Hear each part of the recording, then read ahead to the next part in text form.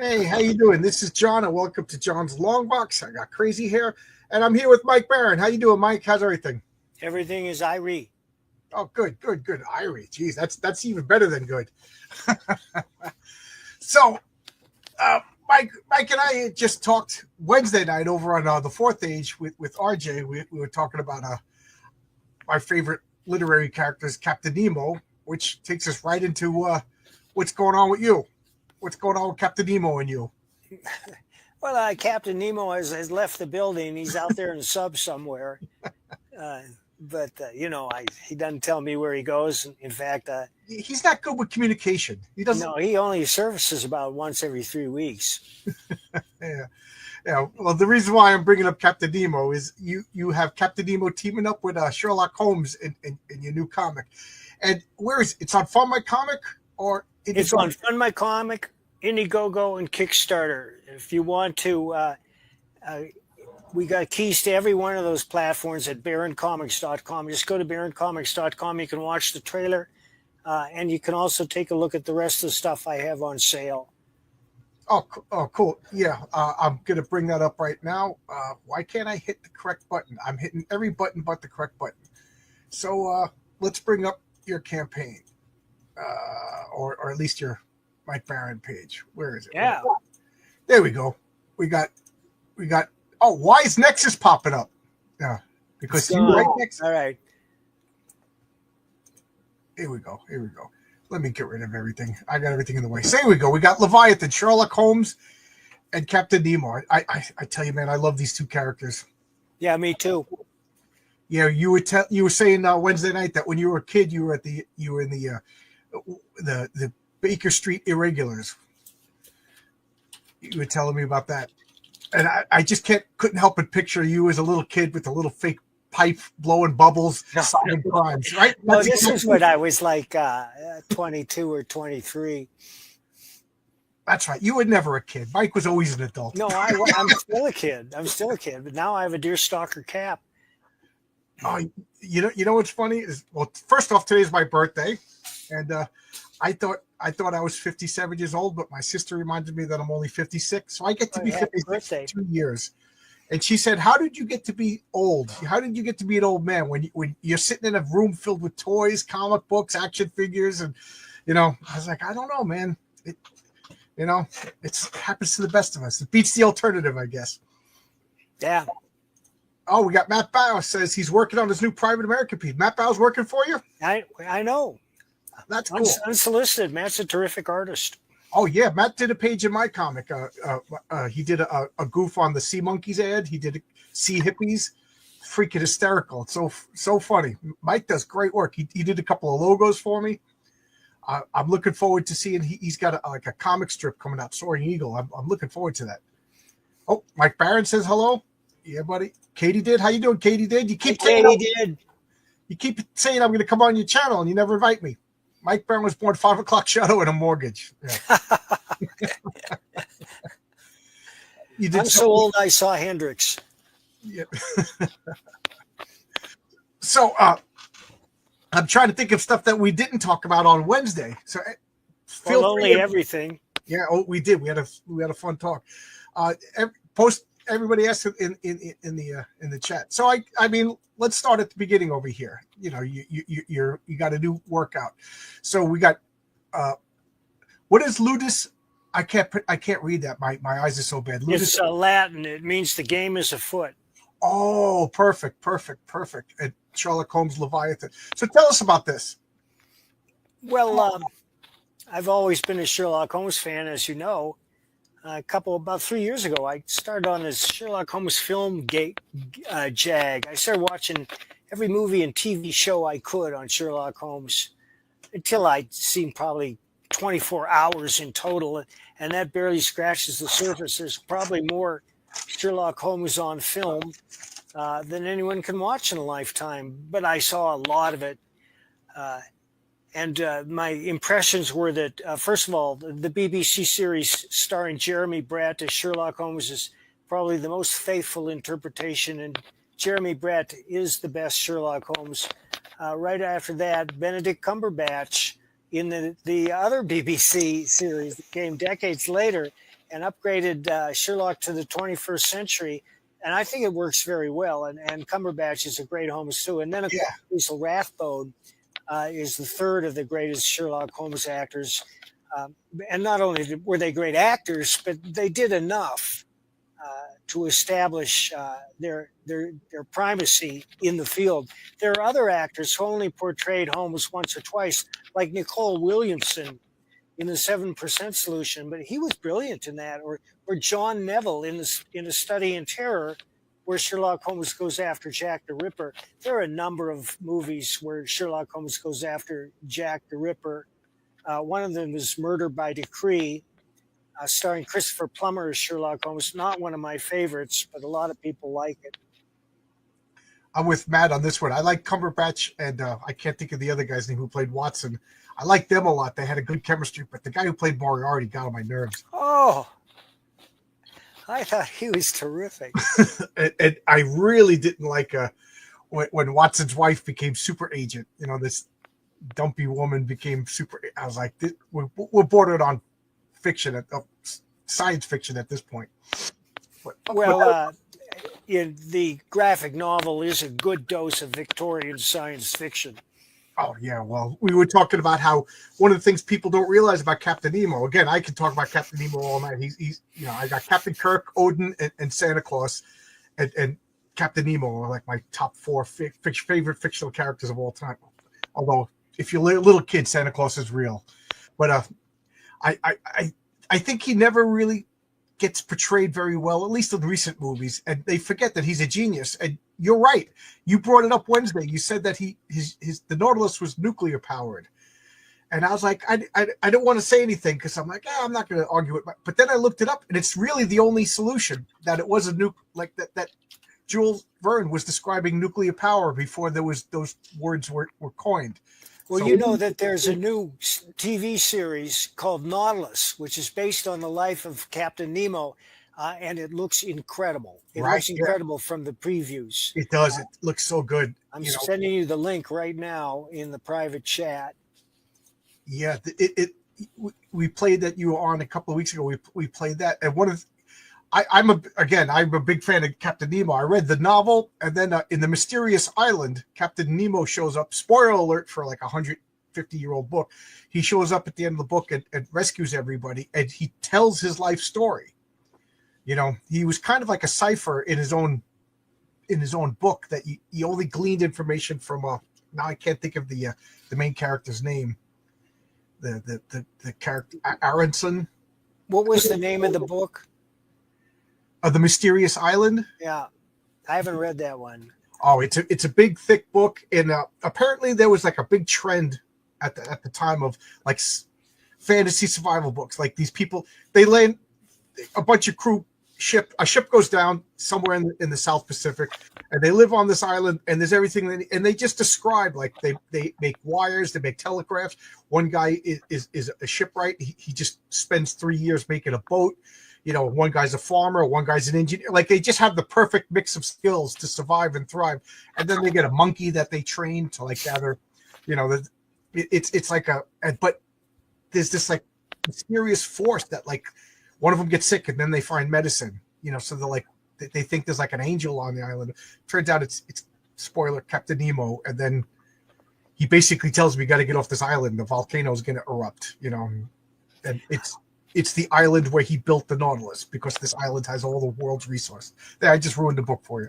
No, well, I'll start with the movie. You didn't ruin the book. You know, people always say, "Oh, don't tell me, spoiler alert. Oh, you told me how it end. I'll never go watch it." Well, that's not true because we read a book, we read a novel, we love the novel, and we hear they're making a movie out of it. We can't wait to go see the movie, even though we know what happens. Right. I'll take my wife to a movie from a book that I watch, and I sit there and I'm like torn between watching her face and watching the screen to see if she's enjoying it. I'm like, you're not enjoying this the right way. Pay attention. This is the good part to enjoy. So yes, I agree. Now, could you watch the same movie over and over and over again? Oh yeah, enjoy it. Yeah, I got a few movies like Goodfellas. If I walk by a TV and Goodfellas is on, it's like a magnet. That's one of them. Yeah, and next thing I know, it's like 20 minutes of like I'm almost like mouthing the words. Yeah. The Godfather. The Godfather's a good one. Yeah. Taxi Driver. Just about any Martin Love Scorsese. Taxi Driver. Yeah. Oh man, I could quote Taxi Driver, but then I'll get kicked off of YouTube. You talking to me? You talking to me? Yeah. I don't see anybody else around here. Did you see The King of Comedy?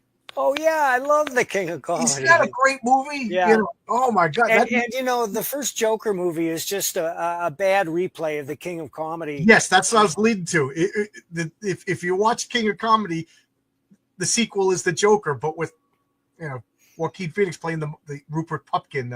Right, and Robert De Niro playing Jerry Lewis. Yeah. Oh my God. And did you know that they asked Johnny Carson to play himself in that movie, and his agents told him no, don't do it, because spoiler alert, you saw what happened to the character in the in the Joker movie. Yeah, I love that movie. That is such a good movie. My wife likes the CBS series Elementary. Which one is that? It stars Lucy Liu as Dr. Watson. I prefer the Star Trek Next Generation Moriarty. Yeah, me too. You know, I read only a few Sherlock Holmes stories, and none of them had Moriarty in it. But he's typically played as an older than Sherlock, and like a little bit more like almost like not sedate, but quieter. So when I saw the one from the Benedict Cumberbatch, I can never say his name. He was like super animated and out of control. I thought there was a brilliant portrayal. Yeah, the line that always got me is when Sherlock Holmes goes, you know, people are going to die, and Moriarty screams, "That's what people do." It actually scared me. You know, I don't get scared a lot watching TV, but that actually frightened me. There's a Harry Hasson movie of the Mysterious Island. All right, you know what I'm doing after me and Mike are done talking. I really didn't know that. Well, I'm going to look for that too. I need to see that. Yeah. I'm leaving. She's leaving for a party. Bye. Have fun at your party. She's going to my birthday party. Huh? What did he say? You're going to his birthday party. My birthday. Yeah, Lucy But Liu. she's promised not to pick up any strange men. And I'm pretty strange, so you're safe. It's funny because me and my friend, I'll go to my buddy's house till like 3 or 4 o'clock in the morning playing role-playing games. And one of my wife's friends goes, like, he's out till like 4 o'clock in the morning on a Friday night. My wife's like, dude, he's in the basement with a bunch of nerds. Like, he's gonna come home with Funyun breath. He ain't doing anything wrong. I didn't go to bed before 2 a.m. for most of my life. Well, I mean, that was a long time ago. Most of my younger life. And now I seldom stay up past 9. Yeah. My mom said I was born at 12 noon.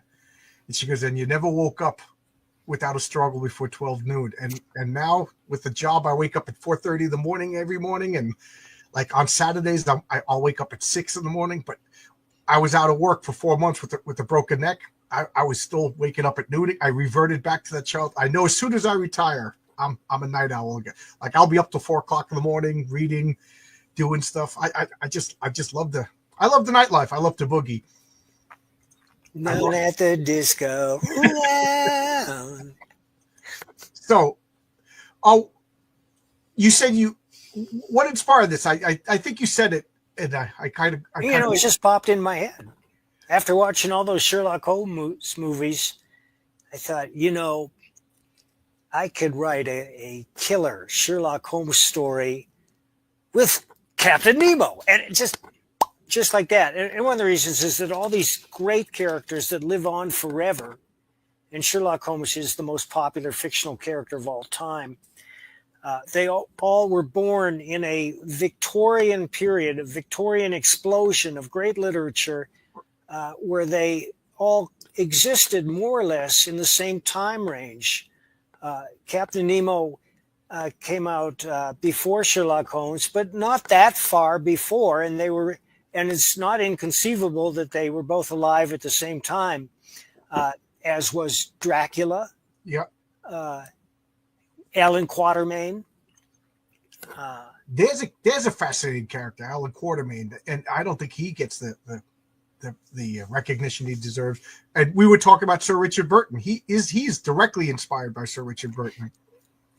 Yeah, and now you're getting me on my Philip Jose Farmer kick. Farmer was a very influential writer to me, and he created the Wold Newton universe where all these characters do coexist and interact with each other, including Sir Richard Burton, Tarzan, and Doc Savage, only he called them Lord Tiger and Doc Caliban. And he wrote a definitive biography of Tarzan. It's called The Definitive Biography of Tarzan. Oh, that's easy to remember. I'm writing this down because you brought this up Wednesday, and I asked you to repeat it, and I still didn't write it down. On my old man mind forgot about it. Yeah, it's called the Complete Biography, and it's great because he poured over everything Edgar Rice Burroughs wrote, and he put it all together in an entertaining manner. And his own versions of those characters, being Lord Tiger and Doc Caliban, are highly entertaining. Farmer did a lot of that stuff, taking great pulp characters and recasting them in his own voice. Have you read the Doc Savage novels? No, I've only read the Doc Caliban. Oh, I'm in the middle of the first Doc Savage, and while I like it, I have to admit it's just every other character in the book just exists to tell Doc Savage how cool he is. Yeah. And let me ask you this: what do you feel about like a Mary Sue character? Like, I don't even know what that means. I hear it bandied about, but I just. Yeah.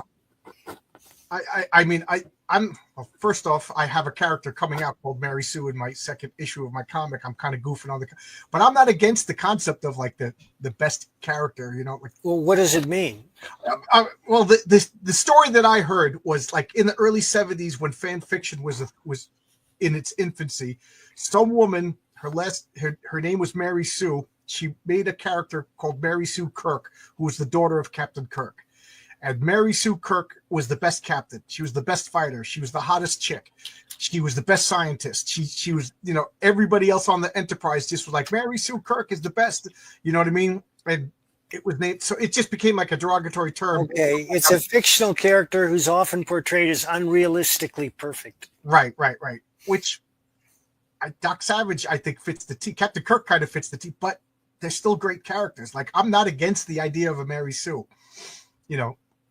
Obviously a Mary Sue self-insert is a little tacky. You know what I mean? Like, Bloody Red Baron goes and beats Superman in one punch. I'd read that comic, actually.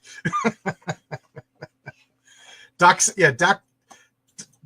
Savage versus Shirt. That shirt don't stand a chance. I don't think the shirt. It's one of the things that have a problem with Edgar Rice Burroughs, especially John Carter of Mars, is that he creates these male ideals who are automatically superior to everyone else because they come from Earth, which has greater gravity.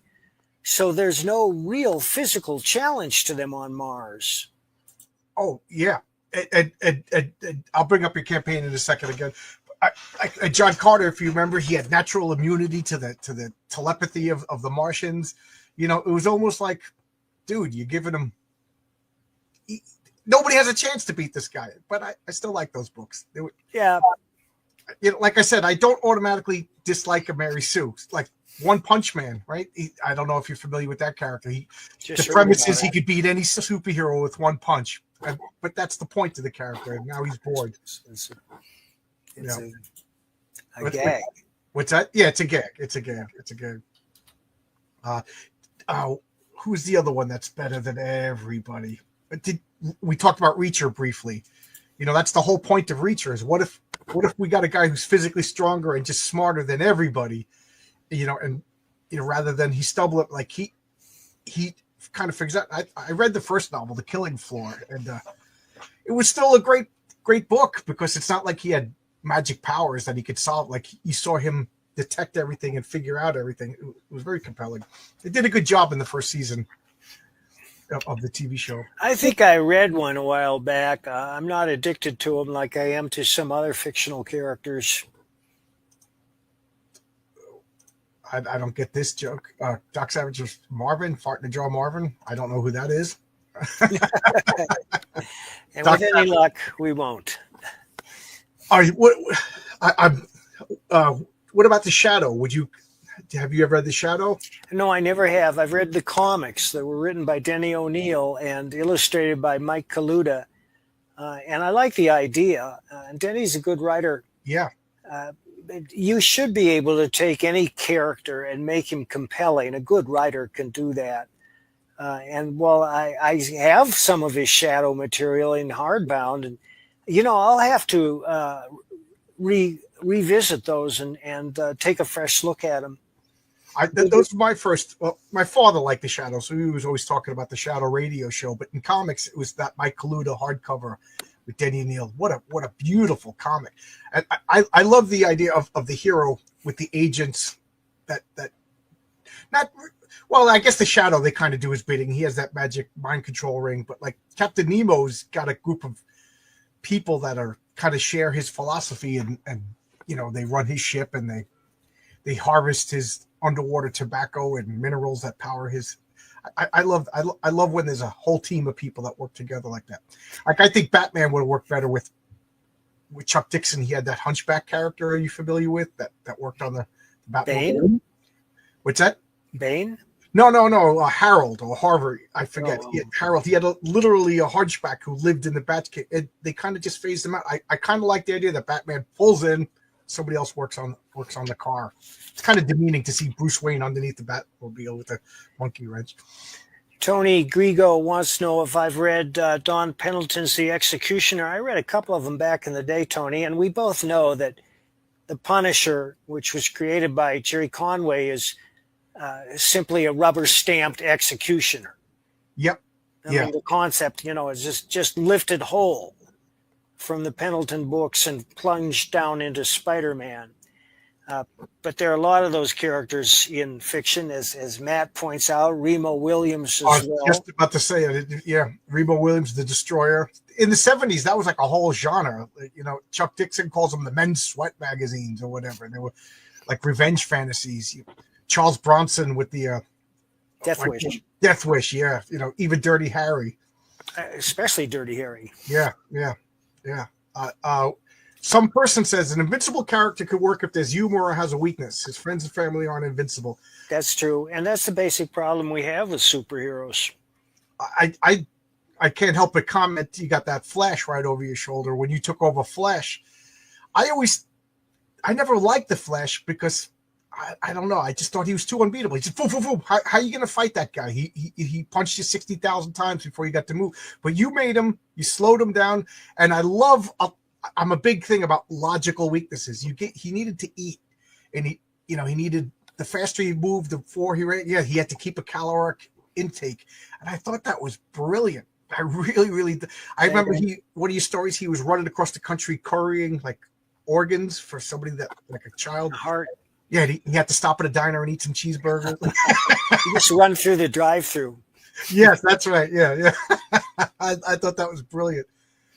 Clancy's No Remorse. I never read that book. No, Matt, I've read a little Tom Clancy, and they were far too verbose for me. But I love the Jack Ryan character, and I especially love the series starring John Krasinski. Eric DeGuapo, would you consider Batman to Mary Sue? No. Oh, okay. Well, I'm not going to. Mary Sue has to be a woman. Well, they call him a Gary Stu if it's a man. Right. But I consider the newest Batman. It's boring. I like him to struggle a little bit, which brings us back to again our conversation on Wednesday. I was saying I don't think I'm smart enough to write a good detective story, and you got Sherlock Holmes in your book, so is it a detective story? There is a mystery that Holmes has to solve. Right. I couldn't imagine Holmes not being in a mystery, What am I doing here? When you read the mystery and his solution, you're going to laugh. I'll bring up your campaign again. Can I play the trailer? Please. Sure. I'm going to play this trailer, everybody.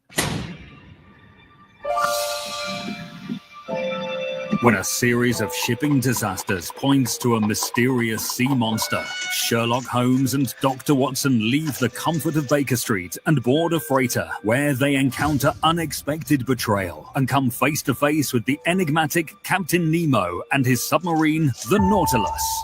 As they delve deeper into the case, they uncover a conspiracy involving a Russian Tsar with an airship that rains destruction on unsuspecting cities. With time running out and the world on the brink of war, the heroes must use all their skills and resources to stop a massive conspiracy and prevent global conflict. From Eisner-winning writer Mike Barron and illustrator Richard Bonk, dive into the depths of adventure and unravel the mysteries of the sea with the world's greatest detective in Leviathan. Order now at baroncomics.com. That is cool. That is pretty cool. Let's bring this back so we can see our faces. And if I scroll, okay, click here. So you could get this at Indiegogo. You could get this at Fund My Comic and Kickstarter. So you're on all three platforms. That's right. We have 3 weeks left to go. For those who are reluctant to plunge in because it's not a superhero story, I promise you, you're going to love it. You're going to read it over and over again. You're going to resent it if somebody comes in and tries to get you to stop reading to come to dinner or whatever. And when you're done, you're either going to seal it up or you're going to give it to a friend. Cool. I'm going to put it with 55,000 other comic books into the black hole of comics that once they go in, they never come out. A friend of mine asked me if, do you have any comics you could give me so I could give my nephew? I said, no. Oh, come on, John. No, I'll give him something, but he wanted my oldest Batman. I was like, thank you, you a 1940s Batman. Get out of here. Looks great. It has the Disney Nautilus. As far as I'm concerned, that was like how it was described in the book. So it's not even like the Disney Nautilus. That's like book accurate Nautilus. Well, yeah, I mean, it might be, and I'm hoping they'll take notice and sue because then we'll get a big boost. Yeah, there you go. Was that the Streisand effect? Yes, Gooding was a great read. Yes, Mike Barron is the same Mike Barron who wrote Gooding. I recently heard a review about Nexus and intrigued. Guys, Nexus is wonderful. I'm rereading Nexus. There is no other comic like Nexus because it's not the superhero book I thought. No, doesn't matter what you. If you didn't read Nexus, it's not like what you thought it is. There's nothing like it. Is that what you wanted? Is that what you want an Eisner for? Yeah, a couple of Eisners. Yeah. An Inkpot, and a dude won a Russ Manning Award. Nice. When I worked at the comic book store, Larry, who used to wear a Badger shirt, and because his name was Larry. Larry, of course he did. he used to get me to read other comics, and he forced me to get the 3 oversized. What was it? Capital comics. Yeah, the black and white books. We're probably going to offer those next year, recolored. In fact, we're going to create a huge Nexus omnibuses. There'll probably be 4 of them, massive hardbound books containing every issue. That's cool. You also had a couple of issues with, Richard C. Meyer for Splatocom. Like, you could publish those, right?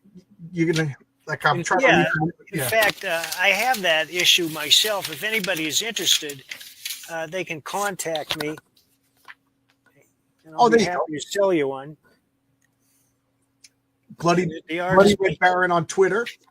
The art is by Kelsey Shannon, who illustrated Scourge. And Kelsey is allegedly working on completing triplets. But in the meantime, I'm working on new Nexus stories with some world-class artists. I wish I could tell you who they are, but when you find out, you're going to be very excited. Again, I reread Nexus every couple of years, and I there's just so much to it, so many twists and turns, and it's such a unique, different character. Is it superhero? Yes. Is it space opera? Yes. Is it and he's not like you think. I'm trying to bite my tongue because I have a habit of spoiling things. Biting your tongue. Yeah, I know you said you don't mind spoilers, but I don't want to spoil your comics. Baron, what Baron? You're very familiar with him, huh? Hey, dude. What starting point for Nexus would you recommend someone who wants to really dive into that IP? Well, Eric, I think that any of the first 10 color issues will get her done. But really, as I wrote in the chat, I design each story to be a complete story in and of itself. I don't like to tread water. I want to entertain the reader from the first page to the last page. I don't want a wasted word or a wasted graphic anywhere in there. So you can start anywhere in any nexus that I've written, and you'll find it entertaining, and you'll want more. Good evening was typical Mike Barron, just a great writing, enthralling from start to finish. Thank you, Logic. Yeah, Logic has a lot of good comments. I enjoy his comments. One of the things I notice, this is going to sound so pretentious. I wrote a comic book, so I officially am a comic book writer. Whether I'm a good one or not is up to you guys. But I've been paying attention to other people's writing, and you have very sparse. Like, there's no unnecessary dialogue. There's no unnecessary. Would you recommend other people to do, as opposed to Chris Claremont, where you could probably remove a couple of word balloons there? I can't tell other people how to write. I can tell people how I write. I have to say that anytime I look at anything I've written, I find a way to improve it by taking words out. But there's a couple of tips: is write dialogue the way people really talk, the way they really sound, so that when you read it out loud to yourself or your spouse or a friend, and you say, does that sound real to you? They say, yeah, that does sound the way people really talk. That's so important. Well, how do you do that? You just keep your ears open. I'll give you an example. I noticed that when people say, I'm going to, it sounds like Amina. I'm going to go downtown and get a 6-pack of beer. So I started spelling it that way. And people noticed, they commented, this is realistic dialogue because it's phonetically correct. It's the way real people talk. That's just one tiny example. If I hear a phrase that sticks in my mind that I have not heard before, and I keep my ears open and I do eavesdrop, I'll write it down in my tablet. That's another very important lesson. You're the Starbucks listening to conversations and writing things down? I am, and I would recommend to everybody, carry a tablet and a pen with you at all times, whether you write or not, and then write down anything you want to remember. That's what I do. Otherwise, I'd forget. Tell me about it. I had a great idea that I couldn't wait to tell one of my friends about it, and then when I finally got to my computer, because I didn't write it down, I was like, what was that great idea? Oh, well. Just lost to the vapors. The old dirty fatty says, there goes my money. When do we get a conclusion to that triplet story? Well, Dale, that depends on Kelsey. We are using every power in our possession to get in touch with him. We have hired a team of telepaths. We have hired a team of spelunkers. Kelsey, I joke that he retreats into the swamps of Louisiana like Solomon Grundy or the Legion of Doom head. Just, he'll make an appearance. Kelsey and I used to do a show where we talked about comics, 2 beards, 1 comic, and I haven't heard from him. He doesn't even know I was in a car accident or anything. To the point he ordered my comic. I wrote a big long note with all my contact information and everything because I don't know how to get in touch with him, Well, we are trying to get in touch with him. He was out of communication for so long that Ethan Van Sciver sent the police to his house to find out if he died. He did answer the door, and that's funny because I've heard of another publisher who did the same thing. Oh, yeah, he wasn't replying. This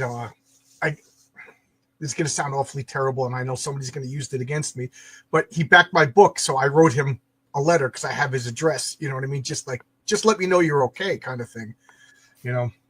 So I'm glad he's okay. I'm glad he's okay. I do know that he has some illness in the family that he was really, really concerned with. That's all I'm going to say because it's not my information to reveal. So Eric the Guapo, the handsome Eric, says he wants those omnibuses. Have you decided what platform you're releasing those on? We're going to self-publish them and offer them through Baron Books initially, but if the reception is what we hope, they will be distributed via Diamond to comic shops. Nice. And Florida Man, as funny as all get out. Thank you, Logic. I'm working on a 4th novel, but I had to set it aside because I'm working on so much other stuff right now. Like these novels with Blaine Pardo. The first one is out. It's called Tenure. And I'm working on the 11th biker novel. I'm blazing through that. What else am I working on? Bunch of stuff. I'm sorry to admit that I'm not familiar with the biker novels. Could you tell me what the biker novels are? I know. Yeah, Sorry. they're my modern. They're my modern. They're my modern noir crime, featuring a reformed motorcycle hoodlum. Josh Pratt went to prison Let me write for this. atrocious assault. He met a pastor in prison who brought him around to God, and he accepted God into his life, and he gets out determined to turn his life around. The adventures are action-packed, thrilling, relevant. A lot of them are ripped from the headlines. A lot of them aren't. But if you go to Amazon and you type in Mike Barron, you'll see them. They're among the first things that'll pop up. There are 10 of them, and I think they're on sale right now from Wolfpack Press. Possibly my proudest creation. I love Josh Pratt, and people who read them love him too. They get nothing but rave reviews. It's hard to fight out there for publicity against so many competing novels. And the man's action book is such a competitive field. And when I say men, I mean our primary readers are men, and that's been proven by study after study. That doesn't mean that they're misogynistic. And in fact, Josh is in the latest book, he's planning his marriage. And we have a lot of women readers who love the books. But unless you write cozies, which are murder mysteries where Agatha Christie sits in a nicely furnished sitting room and solves the mystery with her mind, or bodice rippers, which are written specifically for women, the largest reading audience will be men, and always has been men. Right. You're bringing up a topic that's just a sore point with me. Is just, Marvel Comics understandably wanted women readers, but there's nothing wrong with expanding your market, but at the risk of alienating your old, I'll never understand that decision. I'll never understand that. Well, a lot of women love comics, and right. And then they change them, and then those women well, this is what I liked, and now. Well, nobody likes those comics that they're turning out because women want a gripping story too, and that's the thing. If you have a message, you can deliver your message. If first of all you entertain, that's rule number one. The book has got to entertain. If you want examples of socially conscious messages in entertainment, I always point to Kill a Mockingbird and The Grapes of Wrath, which are two of the greatest and most entertaining novels you'll ever read, turned into great entertaining movies. And that's how you do it. But the first thing you do is create a compelling character that the reader cares about. And then the reader will read that story to find out how the character deals with adversity, because all these stories are about adversity. If everything was like this in the protagonist's life, was all smooth, he's got good money coming in, he never gets ruffled, there'd be no story. A story is a dynamic narrative. And by that, I mean the situation of the protagonist is constantly in flux. Sometimes he's up, sometimes he's down. He faces adversity, and how he overcomes that adversity is part of the story. I love the way you talk about writing. I forget if you told me this or not, but do you teach writing? Do you ever? I consult with people for a fee. And I have offered repeatedly to every con I go to teach a seminar on how to create comics. Some take me up on it, some don't. But if the ones that do take me up on it, I always get a standing ovation at the end. I bet. Yeah. Well, why not? I mean, who else? You've been writing comics. You've been writing comics 6 years. A couple of years. Yeah. Like Philogic's Finest says, Captain America never sounded like a real talking person. Well, let's be realistic. Not most of comics up until like the 90s, I would say they talked weird, but I just accepted it as part of the medium. Plus, I was a kid. He sounded like a Hallmark greeting card crossed with Shakespeare, noble and lofty to a fault. Like Thor, I accept Thor talks weird. He's a god from another dimension. You know what I mean? But like Sam Wilson, the Falcon, he should talk like a guy from Harlem. I have a panel here from Fantastic Four, which I love to quote. It's Doc Doom is facing off with Reed Richards, and Doc Doom is like this.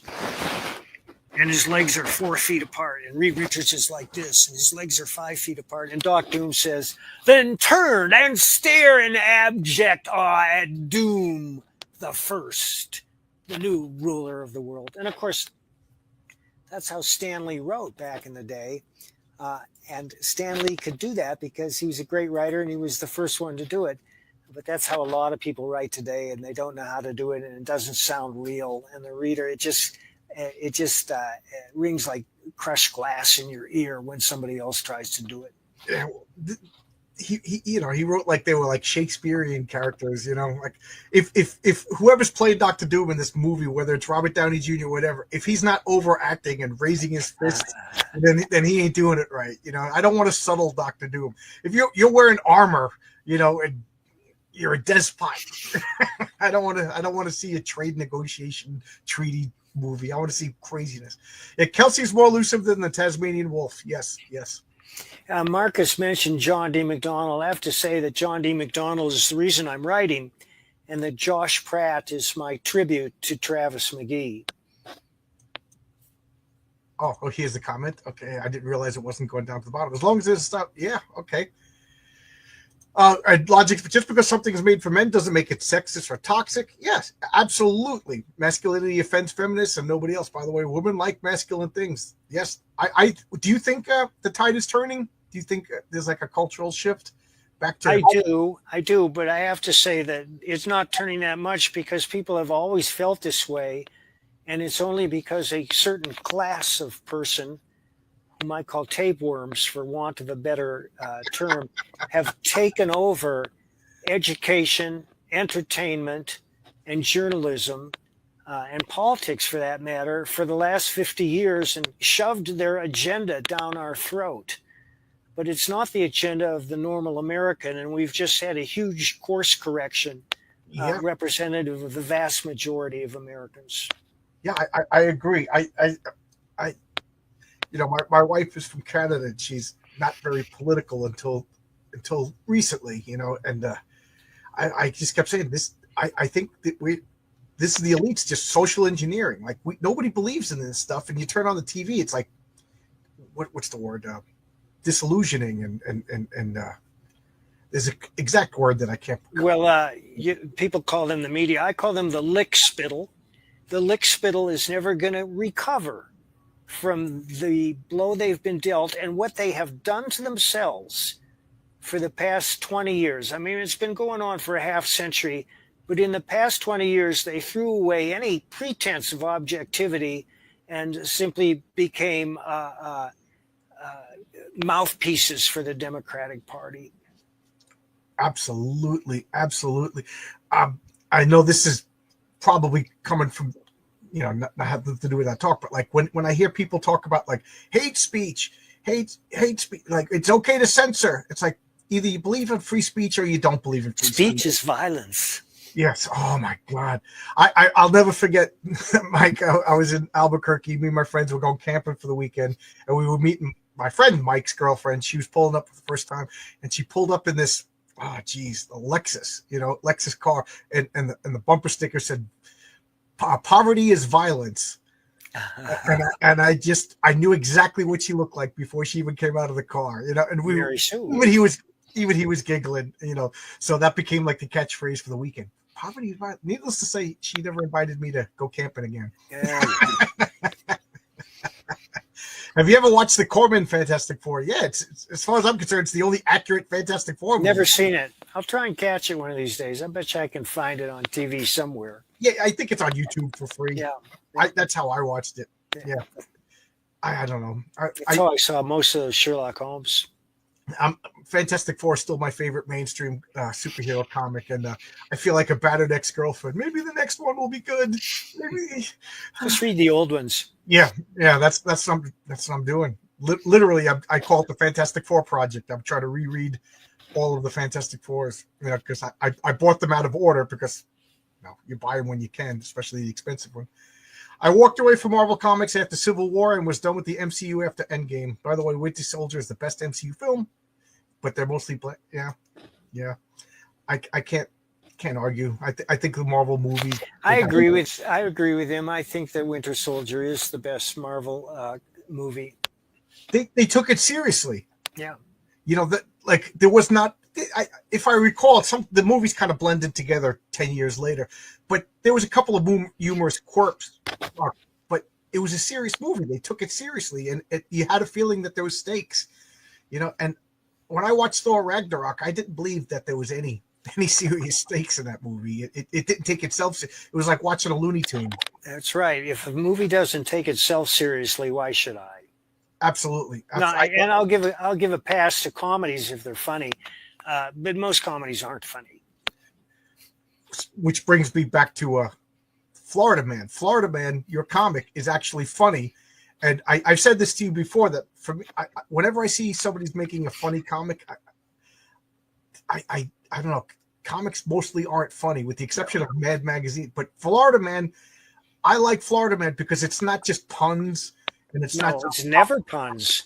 Puns are the lowest form of humor. The highest form of humor is the juxtaposition of the sacred and the profane. And if you want to wonder what I mean by that, I'd have to give you some examples.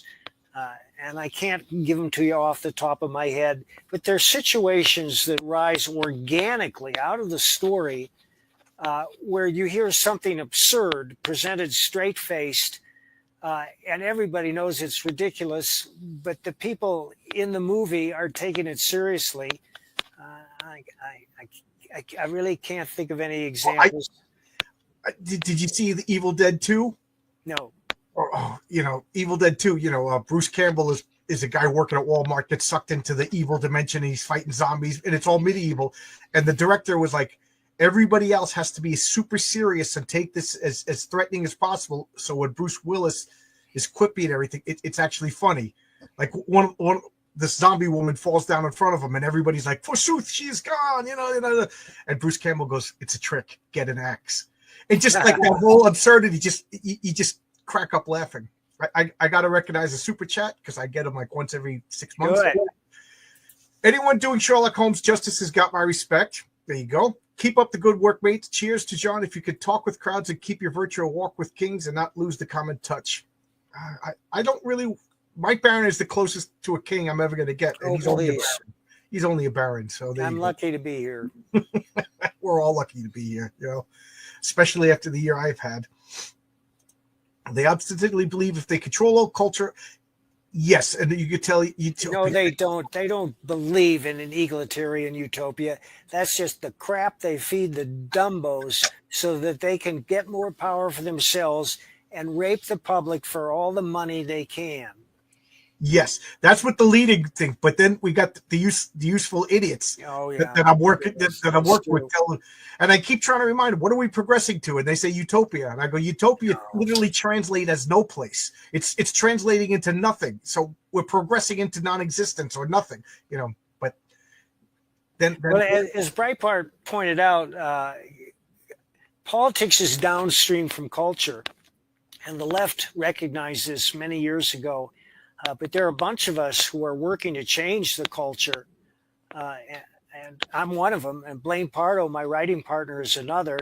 And that's why we did this 10-year novel. It's the first in a series. We're already most of the way through the second novel. It's about a history professor at a college in Portland, where else, who refuses to use a student's preferred pronoun and how it destroys his life. Yeah. I'm killing a fruit fly. Oh, yeah.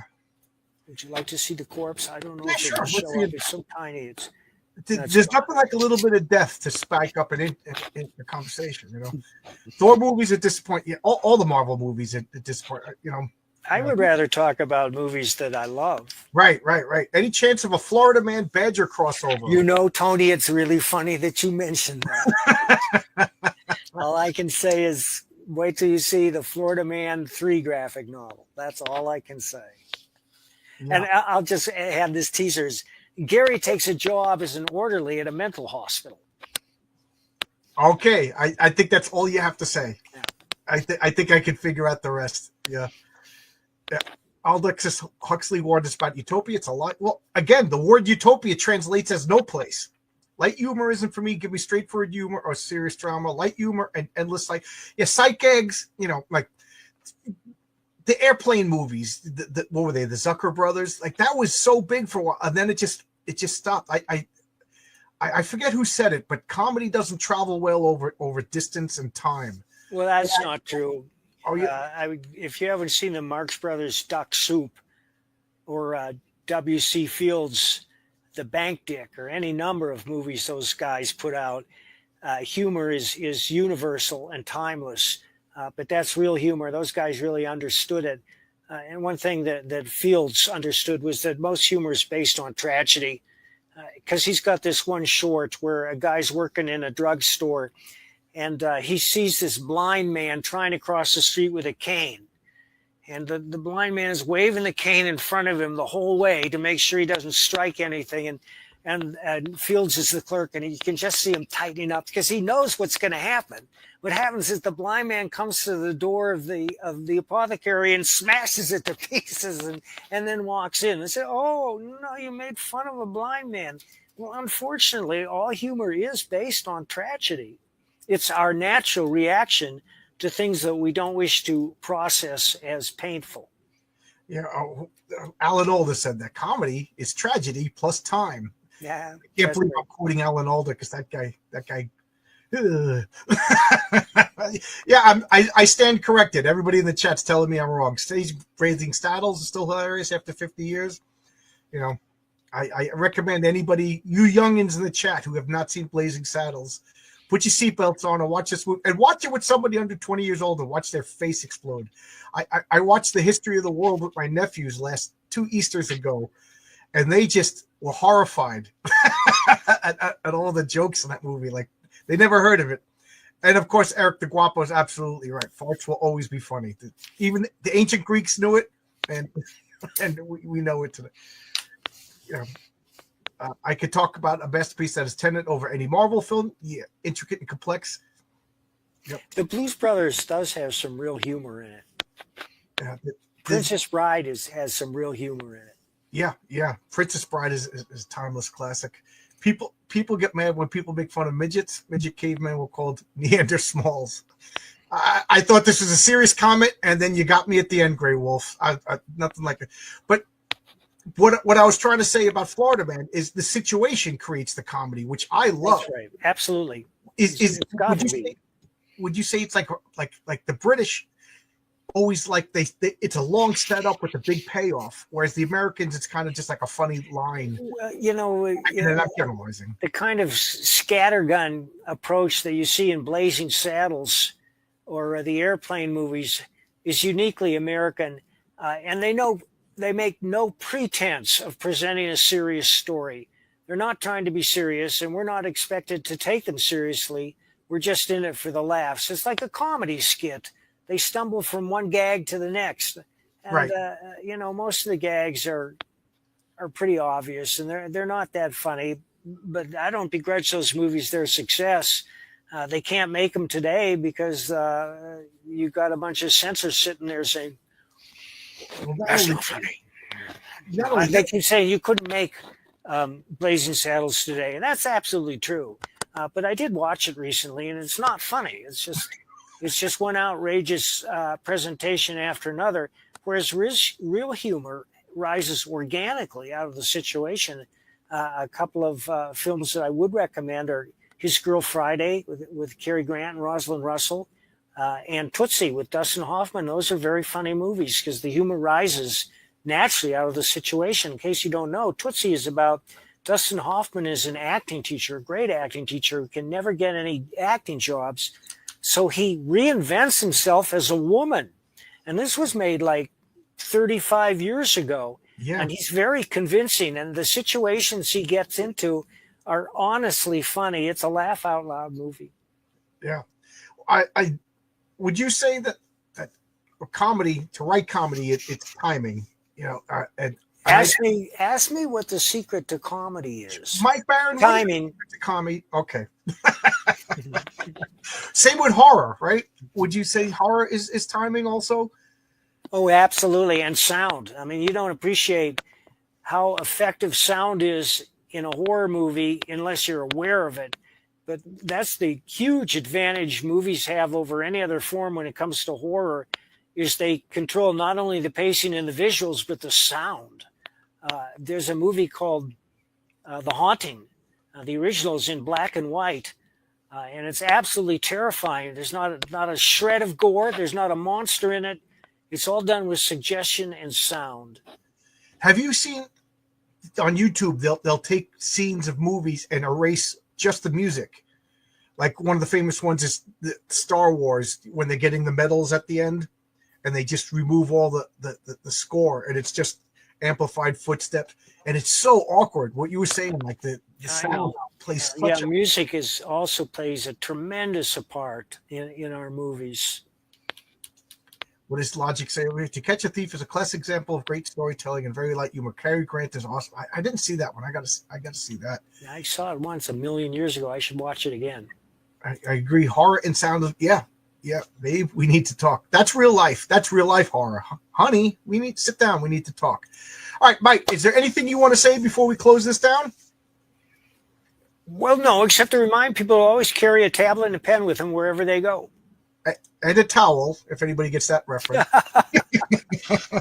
And I'll remind you that Sherlock Holmes Leviathan, I can't wait for this. I love Sherlock Holmes. Thanks, John. I especially love Captain Nemo. So you got Indiegogo, you got Fund My Comic, you got Kickstarter, you got no excuse. You go to the platform that you like. And even if you think, well, I'm not really a detective guy, if you like comics, you're going to love this. Yeah, it's funny that you see, because Captain Nemo is like a prototype superhero villain, whichever your perspective is on him. You know, I'm fascinated because he's morally gray and flawed and cool at the same time. I just love the character. Buy Mike's book and John's book. Oh, that's right. I have a comic book too. It's on Fund My Comic also. So you can go to Fund My Comic and get Mike's book first. I defer to Mike. What's the name of your book? Heroic Tales. It's on Fund My Comic. It's a superhero book. It's a loving homage to Bronze Age Marvel comics. Pat Broderick does the cover. I got a Michael T. Gilbert. You'll see, Mike, when you go on you're gonna fall in love with it. It's so good. Thanks, John. Thanks a lot, everybody. And you're going to be on Michael Bancroft in an hour. That's right. Yeah. So Mike's got to get some coffee. I know he's an early bird like myself. And then at 8:30, I'm going to be doing It's Clobber Time, Plastic Man versus Mr. Fantastic. Open invite, whoever wants to come in and geek out about comics. Thanks a lot, everybody. Thanks a lot, Mike. Love talking to you. Big fan. Bye-bye, everybody.